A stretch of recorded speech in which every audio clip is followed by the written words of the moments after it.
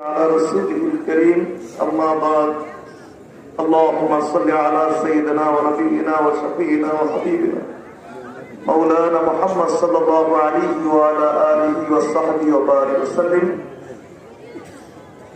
Medina জামাত তামান্না দরবার শরীফের পীরে কামেল আলহাজ হযরত মাওলানা মুহাম্মদ হাবিবুর রহমান খন্দকার পীর সাহেব রহমাতুল্লাহ আলাইহির জানাজায় আগত উলামায়ে কেরাম, মাশায়েখে ইসলাম, দরবারের সালেকিন, সারা দেশ থেকে আগত মুসলিয়ানে কেরাম,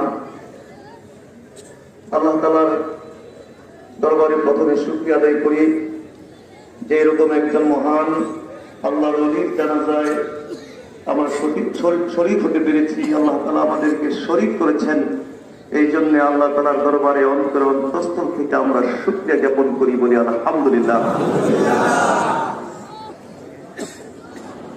কাবুল্লার হযরত পীর সাহেব কেবলা একটা জীবনী,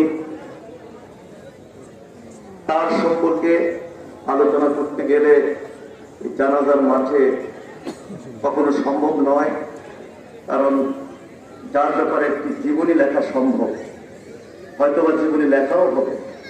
সুতরাং তিনি সম্পর্কে এই 2-1 মিনিটে কথা বলার মতো কোনো সুযোগ নেই।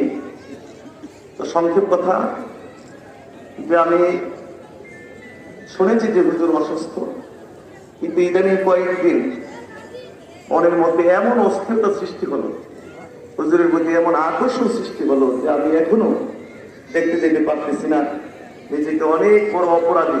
এই কয়েকদিন একদম অস্থির হয়ে পরে, যাই হোক খোঁজ নিয়ে ব্যস্ততা তো আছে জানেন।